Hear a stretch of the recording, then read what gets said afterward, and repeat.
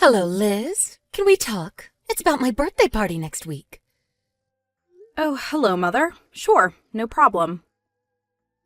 So, we're doing another birthday party again this year? Yes, of course we are. We do it every year. I plan on ordering a catering service from that French restaurant downtown. All of my friends and relatives will be invited. We'll have a wonderful home party. We can set up a nice outdoor luncheon. It's just going to be so special. Right. I'm sure you and Rob will be there, right? Do you mind if I ask you something, Mother? How much is this all going to cost? The cost? Well, let's see. My friend who's done a lot of these parties, well, she said her party, which was pretty modest for her tastes, was something like $4,000, give or take. Guess mine will be about that much. That's a fortune. What? What do you mean? That's not so bad. You do realize that if you had $4,000, you could cover your home mortgage for the next 3 or 4 months. My mortgage? Really? I don't want to be disrespectful concerning your birthday, but wouldn't it be better if you set aside that money to pay your monthly mortgage payments? It's a little over $1,000 a month, wasn't it? I really think you should get your priorities straight. What are you talking about, priorities? Why do I even have to worry about that kind of thing? That's not my problem. That's something that you and Rob should be worrying about, not me. I wish you wouldn't rely on me to pay for everything. We're not relying on you. I'm just pointing out the obvious. Pointing out the obvious? How disrespectful of you, Liz. I'm your mother-in-law, for God's sake. Are you serious? Oh, please, Liz. There is just no use talking to you. I'm going to talk to my son Rob about my birthday. He understands how important it is for me. You just tell me if you can make it or not. Hello? Liz? Are you there? About that birthday party I was talking about yesterday. I was thinking, maybe I should expand it a bit. I need to invite more people. I was thinking of increasing the budget to $5,000. Pardon me, are you serious? Yeah, I decided to invite my yoga friends too. So that's $1,000 more than you had planned.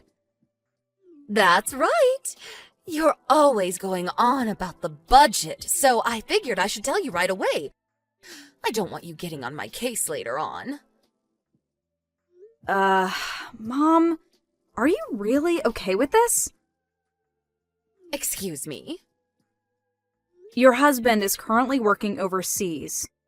Is it really a good idea to spend so much money for a birthday party? I mean, it seems a little reckless. Is it really smart for you to spend all that money?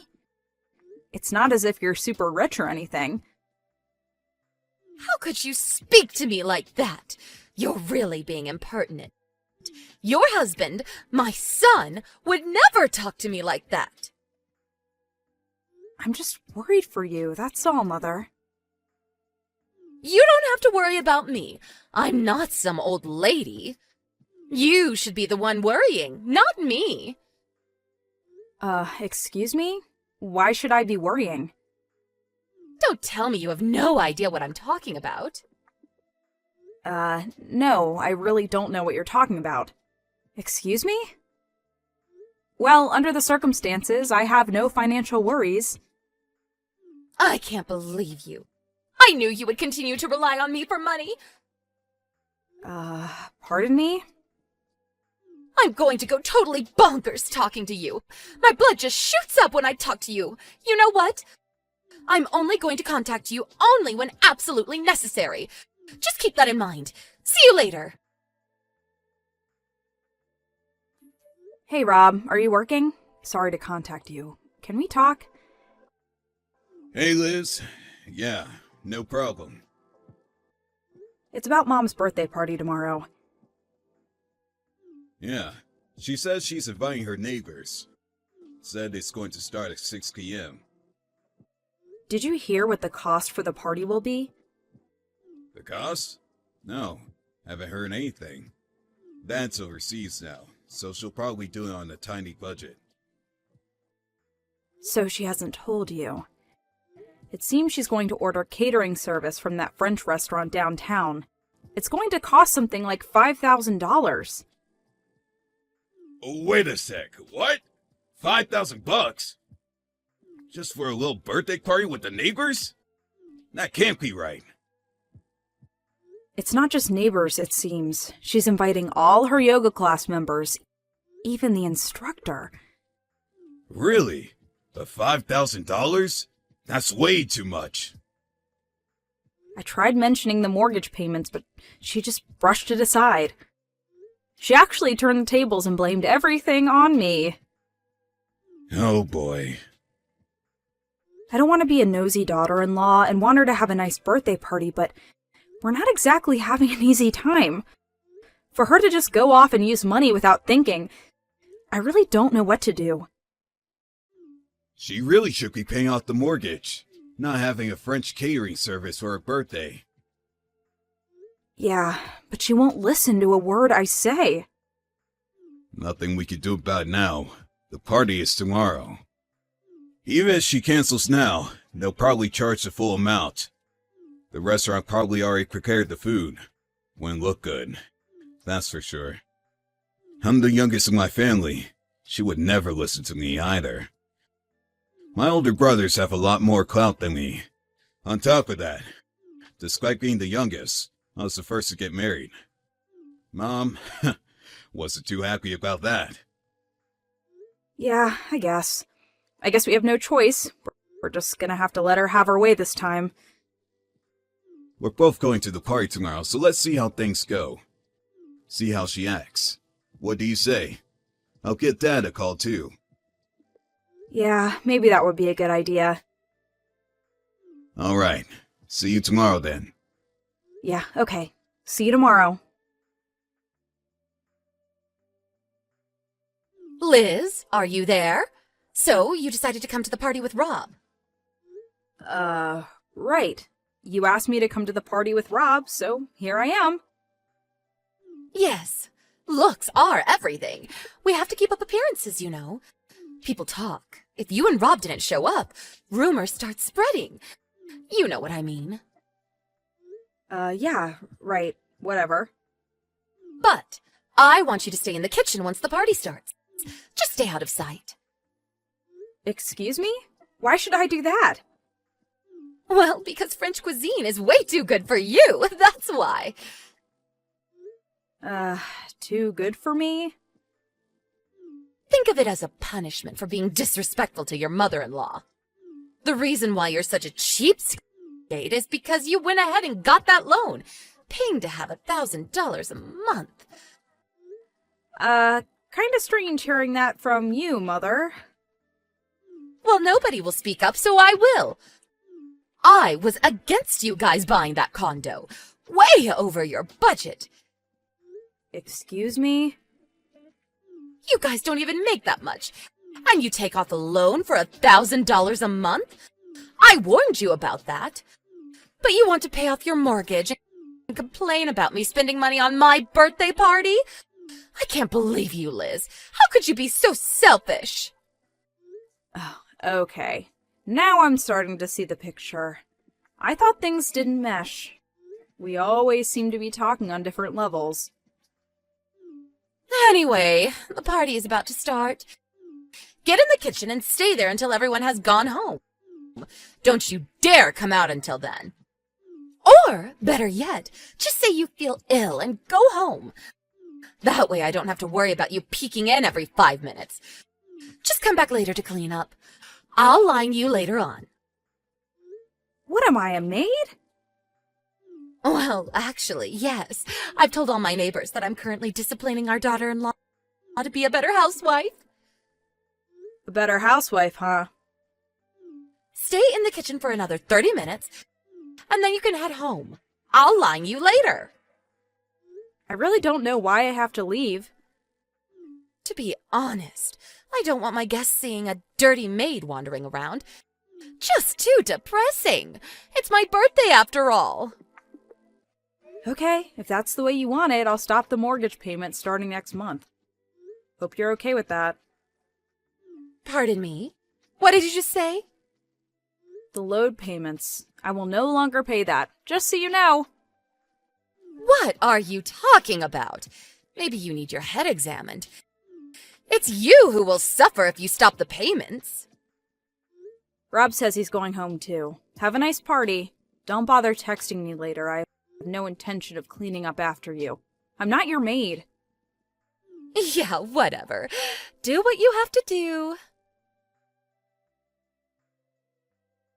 Liz, pick up! Come on, Liz, pick up. I know you see this. It's about that monthly $1,000 loan. Is it true? That loan is for this house and not the condo you guys are living in? This is some kind of mistake, right? Oh, so you heard it from someone. Yeah, from your aunt and uncle at the party. Oh, I see. I didn't realize they were there. I didn't believe it at first. Thought it was some kind of joke. But this month, the bank called and said there was insufficient funds for the loan payment. That's when I realized it was all true. That's right. I was depositing the $1,000 into you and your husband's account every month. I see. I had no idea. You also know why your husband's working overseas, right? Yes, I heard. It was concerning some project he was working on. Apparently one of his staff members screwed up and the project went belly up. He took responsibility for it and was transferred to a position overseas, alone. He was forced to take a position at a factory up north for 3 years. That's right. And his pay was slashed drastically. You know that too, right? Your husband came to me. He said he had more than 7 years left on the loan. I was working 2 jobs, so I was financially doing okay, so I agreed to help him out at least until he got back on his feet again. Then what about that condo you live in? That's more than you can afford. You guys moved in right about the time my husband was transferred overseas. That's why I thought the loan was obviously to pay the mortgage on that condo. The condo is owned by my uncle. Huh? Your uncle? I thought we explained all this to you years ago when we first moved in. My uncle thought we would have a hard time paying $1,000 a month to cover your loan, and so he allowed us to live in this condo free of charge until things worked out. Live there free of charge? Don't misunderstand. My uncle's family lives there too. We just have one room to ourselves, and I help with the cooking and cleaning. It's been a real help. We're living on a tight budget, no perks. I see. Your husband suggested that we move into that house, but I think we talked about it. You were adamantly against it, as I recall. Oh, so that was what it was all about. You were so insistent that whoever lives in that house had to be the eldest son and his family. Not Rob and I. Not the baby of the family. You just wouldn't allow it. I remember you banging on the kitchen table and going into hysterics. You remember that, don't you? Did I really? Anyway, I had no idea about all of this. How was I supposed to know you guys were paying and all? Come on. We sat down and explained everything to you. Don't you remember? Everyone was there. Rob and his brothers, your husband. I was there too. We had that family meeting in your living room. We explained everything. I don't remember any of it. Yeah, I remember you were sort of just half listening. You really weren't interested in anything we were saying. You would only hear what you wanted to hear, like continuing to live at the house. When the talk switched to possibly helping out by working part-time, you put an end to that conversation pretty quick. You didn't want to hear about Rob and I living with you either. We just couldn't get through to you. In the end, it was Rob and I who had to make the sacrifices. But that last birthday party was the straw that broke the camel's back. I had no idea. I really didn't. You just refused to listen. Anyway, we talked to your husband and he gave us permission to stop the monthly payments. Huh? Really? If the payments are no longer possible, we're just gonna have to put it up for sale. Pardon me? The house is going to be sold? That's right. He really didn't want to lose the house he spent years paying for, but your husband didn't want to burden Rob and I any longer. We're still young, and we hope to someday buy a house too. Your husband decided it was no longer feasible after hearing all the stories about your antics from his sons. As for the $6,000 that I forked out, your husband said he would eventually pay me back. This is not happening! I heard your husband is coming back for a short visit. I'm sure he'll sit you down and explain the whole thing. So, I urge you to talk to your husband about the rest. Rob and I have nothing to do with it going forward. Please, Liz, let's talk! Sorry, I have no more to say. Goodbye!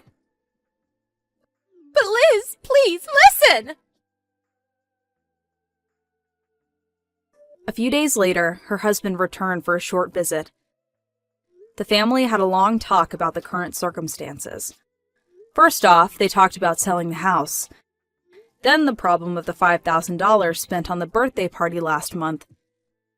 He also reprimanded her for treating me so harshly, despite my financial support. But what really shocked her was the divorce papers that he thrust on her. She was, of course, taken aback by her sudden predicament, but immediately recovered and demanded that one of her sons take her in and support her. But both her sons had already married, not to U.S. citizens, but foreign. They both moved to their wives' native countries. As for Rob and I, we moved out of our uncle's place into a new home across state lines. We had no intention of revealing our new address to her. My mother-in-law eventually landed a part-time job, but I heard she got caught stealing and was fired immediately. Last I heard, she's living on her meager savings and looking for a new job.